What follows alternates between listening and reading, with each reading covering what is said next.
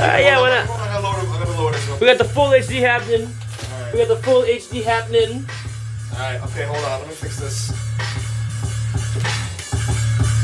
Alright, Yes, for all the people that listen to music on a daily, you should know this beat in the background. I don't know what is it. But yeah, but you don't listen to music on a daily. Probably not. Oh. Don't worry, we'll get to it. Alright, yo, that last track was that brand new one from Big Boy. Big Boy! He came out with Shutterbug, and then this brand new one came out. This is called, what was it called now? Tangerine. Tangerine. But he talked about tambourine, so I think he meant to call it tambourine, but couldn't because of Eve. Well, because Eve, yeah, exactly. Because Eve ate the apple. So you have to shake your tangerine. It's the same thing, ain't it? It's getting hot in here. It's humid outside. I think it's just this time, man. This time. What is it, like 38 outside or something like that? Something like that, yeah. Oh my god. And we got my boy Buff Daddy, aka LL Cool J, aka the face of the North, aka the man Fabian in the building right now, 95.9. What's going on, my man? AKA Hector's favorite rapper. Yeah, that's right. You hear that? You hear that? Claims of God. Claims are done. After busting rhymes, of course. Nobody hold a candle to the man that can cuss me out and still have me as a fan.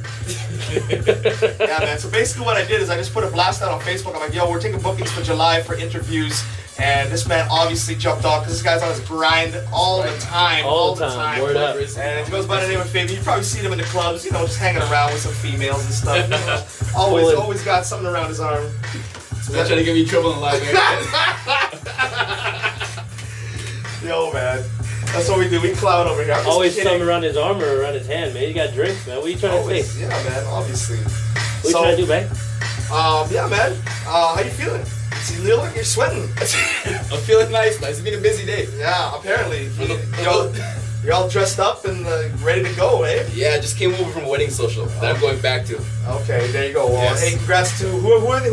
Leslie and Kavita. So big up, Leslie and Kavita for your nuptials and all that good stuff. Is that a wedding or is it wedding social? Oh, I'm sorry, did I say social? It's the dinner after the actual wedding. Sorry. Okay, so it went down. It went down. Some places, they call that the reception. Cool. So we're here for a reason. You're here to talk about some stuff that you just put out. I got a CD in my hand right now. Yeah. And it looks like it's. I thought it was. I thought it was LL Cool J for a second on this album. That's never gonna end, eh? No, man. Never. Kind of looks like Chris Brown a little bit too.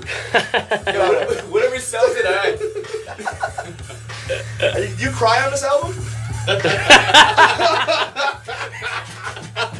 If that's what I need to do to get some more fancy, I'll do that. Wow. Yeah, buddy. I can do the fake tears. Yo, let's talk about the album, man. Let's talk about the trials and tribulations, how you got to this point, and some of the tracks that you want us to jam out and all that good stuff. Yeah, man. The album's called Sense of Purpose. Okay. And it's been 6-7 months in the making, man. So finally, I have the physical CD here. Yeah, man. Before I even say anything, shouts to JP Larondo, my producer from Broken Ground Productions. Word. All the beats on there made by JP, man. So I wouldn't be able to do this album if it wasn't for him. But 6-7 months of work finally here. A lot of politics we have to go through to get everything pressed up. Oh yeah. So there's always something like that going on when you're trying to put a project out. You know what I mean? Yeah, you know. So I remember you came out with a first single that people were kind of pushing. It was called "Wait for Me." Yeah. And obviously us, we dropped that in the club for y'all, and it was a good track. It was some good feedback. Yeah. See, Hector loves it. You want to break it down for the masses as to what the song was all about, basically? Pretty much. I might put you in a remix. You know, trust me. But pretty much Wait for Me is the Kofi remix. Oh man. Who's here all day with interviews go? Shots everywhere, don't matter where they come from. That's jam comedy right here. But pretty much the song is about like my love for music itself, right? And usually when I focus on something, I put 100% of me into everything. Right. And if I'm focusing 100% on my music, that means I don't have time for the females or for like a special lady in my life pretty much, right? So I'm just saying, the song's called Wait for Me, saying, let me do what I'm doing right now with my music. Let me get everything proper, let me get everything proper with the music, and then once I have all that solidified, then maybe you can get together, Definitely. So why did you choose this particular song to come out with first? We did a couple tracks, and I kind of did like a test with a few people as to which songs they're feeling which song. Like a lot of people, like once they hear the song, they really like it and they gravitate towards it, right? Yeah. And so I mean, honestly, like a lot of cats right now that are coming out are coming out with that. You know, we gotta hit that really like dancey club type of joint just to get people's attention. But this is kind of went the opposite way. Yeah, because I feel like this is like one of my stronger songs. Right. Strictly because like everything there is true, everything's from the heart, and it's like a lot of people can identify with it still, you know? Yeah, definitely. And a lot of people I speak to, like a few girls I speak to, they totally understand like some of the lines. Like one line I say is like, if you don't commit yourself, it's easier to let go, right? Right. And a lot of females hit you up like, oh, that's so true, you know? Yeah. So I'm assuming you got a good female fan base. It's predominantly females, yeah. For real? Yeah.